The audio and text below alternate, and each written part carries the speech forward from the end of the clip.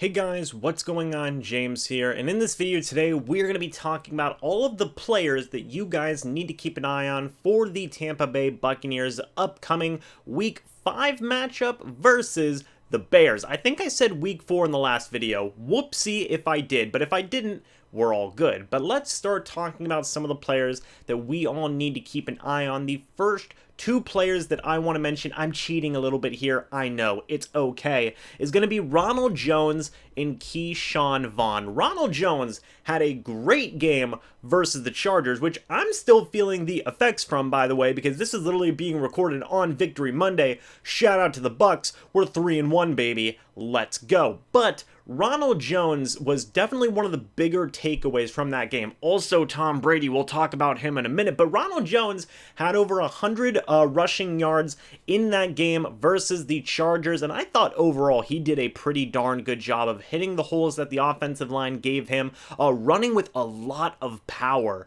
He really fought for every single yard in that Chargers game, and I think he just made the most of his opportunity because Leonard Fournette was dealing with an injury. He was out for the game. Ronald Jones said, you know what I'm going to do? I'm just going to go ahead and run with the absolute hardest willpower that I possibly can, and it worked out for him pretty darn well in my opinion. So in this upcoming game versus the Bears, he's going up against a very tough front seven that the Chicago Bears have made. I talked about it in the previous video. They are no joke, but Ronald Jones, again, runs with a lot of heart, runs with a lot of ability, you know. It seems like he showcased a lot of his talents in that game versus the Chargers.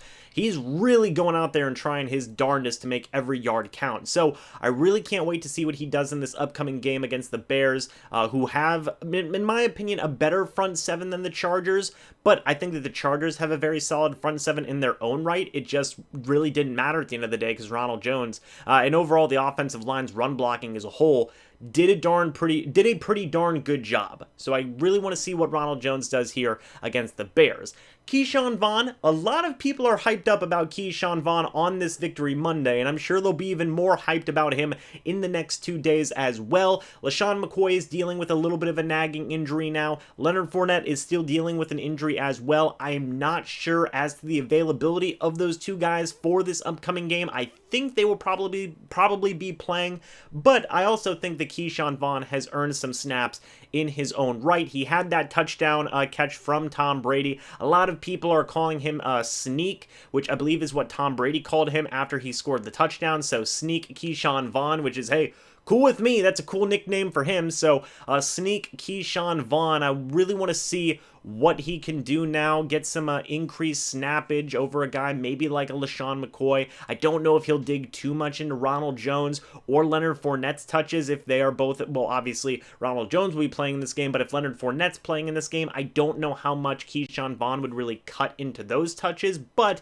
he should at least dig a little bit into the snaps that LeSean McCoy will be getting, especially now that he may be dealing with a little bit of a nagging injury. So pay attention to the rookie, see how he does. He may get used a little bit more in the receiving game. He did have one drop, but overall I thought he did pretty decent for his rookie debut. He scored a touchdown, which was pretty cool as well. So pay attention to both the young running backs moving into this game versus the Bears. The next player to pay attention to, again, it's a twofer, my bad guys, but it's Cam Brate and Rob Gronkowski. With the injury to OJ Howard now being a thing, and I probably will have a video talking about guys who could come in and replace him anyway, but talking about two guys immediately who could come in and replace that targets and the snaps that OJ Howard was getting.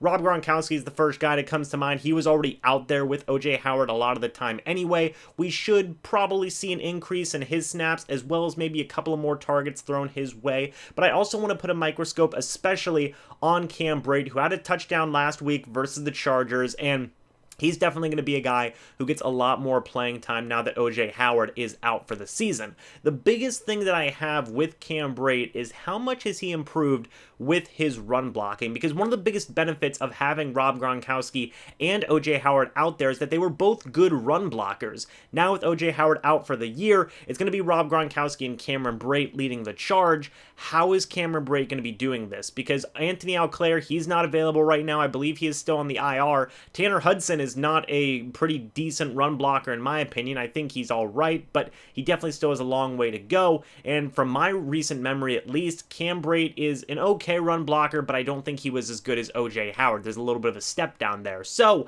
I'm going to be paying attention to how many targets both these guys get. I'm going to be paying attention to how much they run block and how well they do run block, because these are kind of the guys who are picking up the slack with this O.J. Howard injury. Again, Rob Gronkowski was pretty much a 1A starter to O.J. Howard's 1B starter. They were both pretty much dual starters, but Cam Brate now is getting some more starting opportunity chances with O.J. Howard being out. So definitely put more of a microscope on Cameron Brate and how he does, and also expect a few more targets to be thrown Rob Gronkowski's way as well.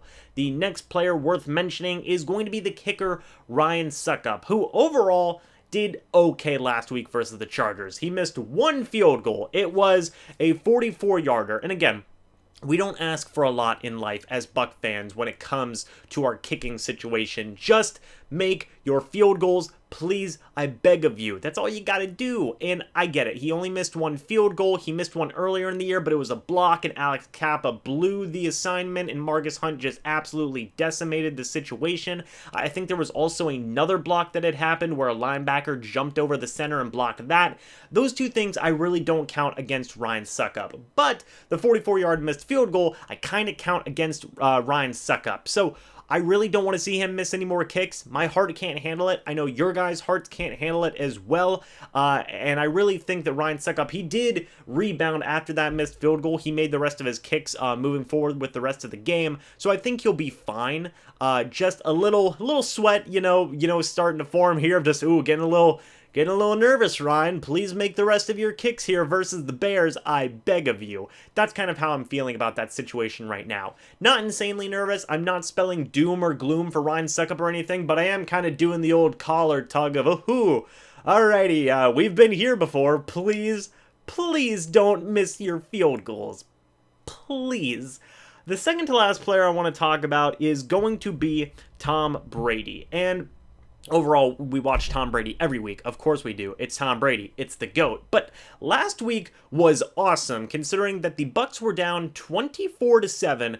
Tom Brady brought us all the way back, and the Bucs ended up winning the game 38-31. He had 5 touchdown passes on the game, 1 interception. Yes, it was a pick six. We've already talked about that. We are moving on from that. Awesome game from Brady, and really it seemed like he was starting to get things going there in that second half. Had a little bit of a sluggish first half. That wasn't fun. I'll talk about that in a future video, but overall, Tom Brady looked great in that second half. Like, vintage GOAT Tom Brady. It was very, very awesome to see. So if we get a full game of that versus the Bears, I'm loving life, and at that point, I would think that Brady is pretty darn well accustomed and gelled into the offense that Byron Leftwich is running, as well as what the wide receivers are doing in the offensive line and the running backs and the tight ends. It seems like he's really, really starting to get the groove now. It seems like he's really starting to get the hang of things, really starting to communicate better with his offensive line and his wide receivers, and I'm telling you, the second half of that Chargers game got me excited. Not just because we came back and won the game, second biggest comeback in Buccaneers history, by the way,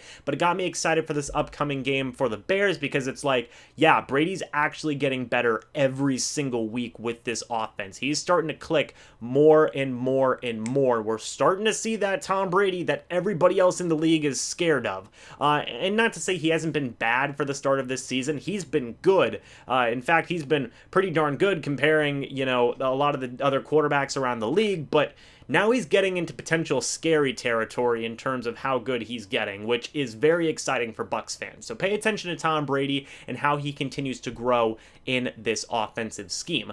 Finally, guys, the last thing worth mentioning is going to be the backup wide receivers. I'm talking about Scotty Miller, Justin Watson, Tyler Johnson, and Jadon Mickens. The reason I mention this is because Mike Evans, you guys saw in the game versus the Chargers, he had a foot injury. His foot kind of got crunched up on. He was a little bit hobbled from that. I believe Chris Godwin is still out dealing with a hamstring injury. Now Scotty Miller is dealing with an injury of his own, and I think Justin Watson even is dealing with some type of injury as well. So even they are a little bit banged up and might not be 100% going into this game versus the Bears. So let's just say hypothetically, Mike Evans can't go, Chris Godwin can't go, and, doomsday scenario, Scotty Miller, Justin Watson can't go.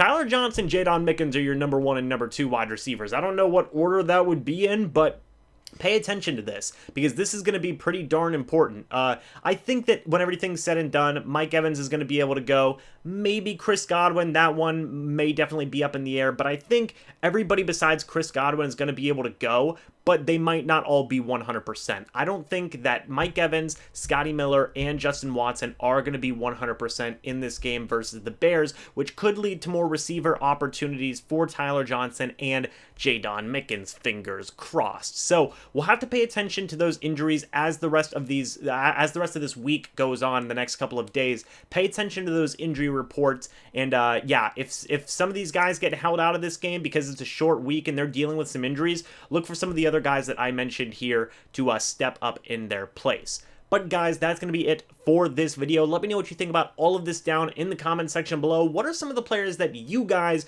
are going to be keeping an eye on for this upcoming game versus the Bears? I would love to hear it. But guys, that's going to be it for this video. Hope you all enjoyed, and I will see you in the next video or the next live stream. But until then, and as always, guys, goodbye for now, and go Bucs!